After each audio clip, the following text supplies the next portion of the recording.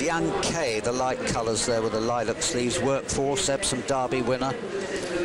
Bekabad follows. Fame and Glory. That was on faster ground than today, and technically he could be even better suited by this easier ground. Now for the Qatar Prix de l'Arc de Triomphe. And away they go. A mile and a half in front of them, and a roar from the crowd. And indeed, there they are, showing in the lead the pacemakers that you would expect. And it's Pouvoir Absolu being ridden along, being ridden for fury. And close behind Pouvoir Absolu is Planteur, then Fame and Glory on the rails. He was well drawn, racing wide of these. Duncan showing in front of Midas Touch, the very dark blue on the outside. So they settle down now. Pouvoir Absolu, Planteur close behind. Not far behind these comes Bekabad. Duncan is up there, Midas Touch. Towards the rear at this early stage, Workforce on the rails in mid-division, and he's followed by Victoire Pisa also towards the rear of the field, and also towards the rear is Marinus. But it's Pouvoir Absolu showing just in front of Planteur. Then comes Duncan towards the outside of these, then Bekabad in the green colours. Lope de Vega not very far behind. In red on the wide outside on the right of your picture, that's Timos. But Pouvoir Absolu setting a pretty good gallop to Midas Touch in second. Tracking the pacemaker on the inside is Planteur, then comes Duncan on the outside of those.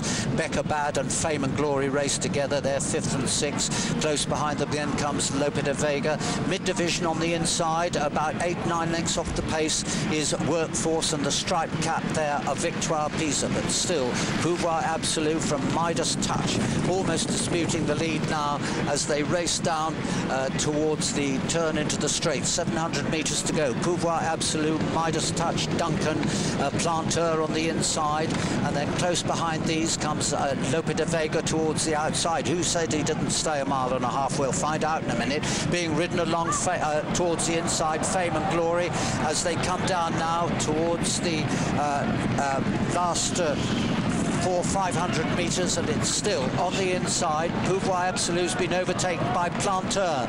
Lope de Vega's gone second on the outside. Then after these, they come on also making a run, Timos, as they come down now towards the last 300 metres. And now it's Planteur, Lope de Vega. On the outside of those is Nakayama Festa coming to try and challenge. Nakayama Festa and Workforce has worked through on the inside rail as they come past us. It looks like Nakayama Festa and Workforce. It looks like the English Derby winner, Workforce and Nakayama Festa. England and Japan fight out the finish. Aga Khan second and third and fourth, I should say, but it looks Workforce. Michael Stout has performed, in my opinion, miracles. He's won his first arc.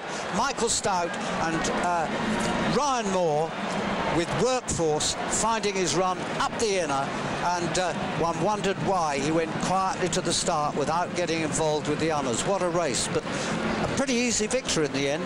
Well, it was absolutely extraordinary to see those two fabulous horses fight it out. I thought the Japanese had it about 200 metres out, but Workforce kept kicking on, and we see it there.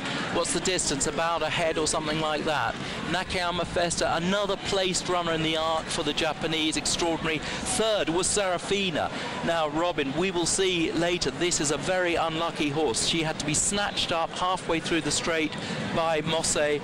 And when we see the replay, I think we're going to say Serafina was desperately unlucky. And fourth was Bekabad. Yes, ran a cracker. The two Aga Khan horses, third and fourth. And we've got in next Fame and Glory, never really featured.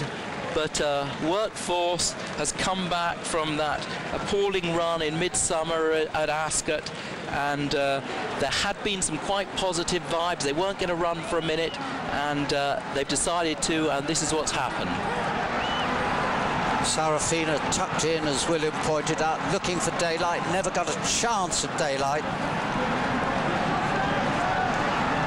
But by this stage, it is a battle between, well, England and Japan, and Ryan Moore and Masushi Ebina, who's done absolutely nothing wrong. And it's the Khalid Abdullah horse that has prevailed. Well, I have to hand it to Michael Stout. I was worried, always worried about Workforce. They weren't even sure they were going to run the horse until a few days ago. That's right. There was a will he, won't he run in the arc. At one point, he drifted violently in the betting 3 or 4 days ago, and no one quite knew why that was, but they soon after that they said he's definitely running, he's in good form, and what a ride from Ryan Moore. It hasn't been the greatest of seasons for Ryan Moore, has it, Robin? I mean, he's had a few upsets this season. He's not going to be champion jockey again. He's had injury problems, but he's won the big one. And of course for Prince Khalid Abdullah, who has had the most amazing season with his horses. Yes, it's been a fabulous. We were talking earlier about Frankel, an unbelievable 2-year-old he's got, and is now a favourite for next year's Guineas, a red-hot favourite. Who knows what's going to happen to Workforce now, but he's proved himself a real great. By King's Best out of Soviet Moon. I'm just looking at our screen where they put the full result up to see Fame and Glory actually finished 5th in the race.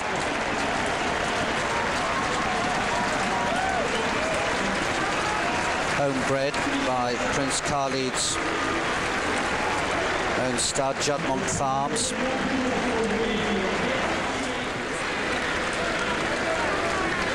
And there's the outrider, side saddle girl, beautifully attired in Edwardian costume, Ryan Moore.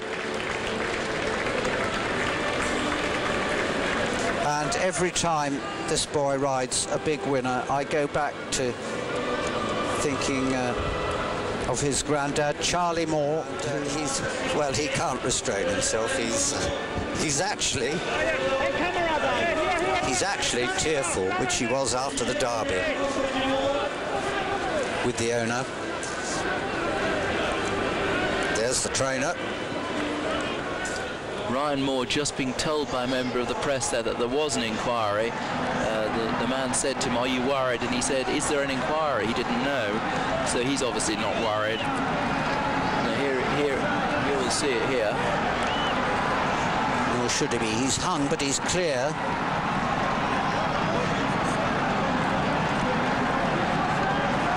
And he's got his whip in the left hand to keep him away from the challenger. Unfortunately, we didn't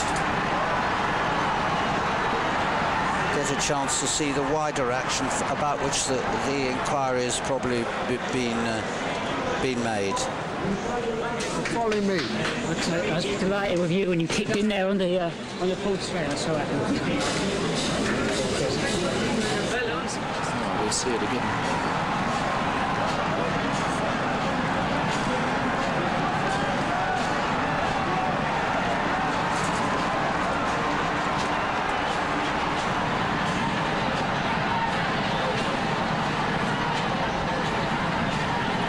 Yumzain well out there, finished about 12th or 13th in the end.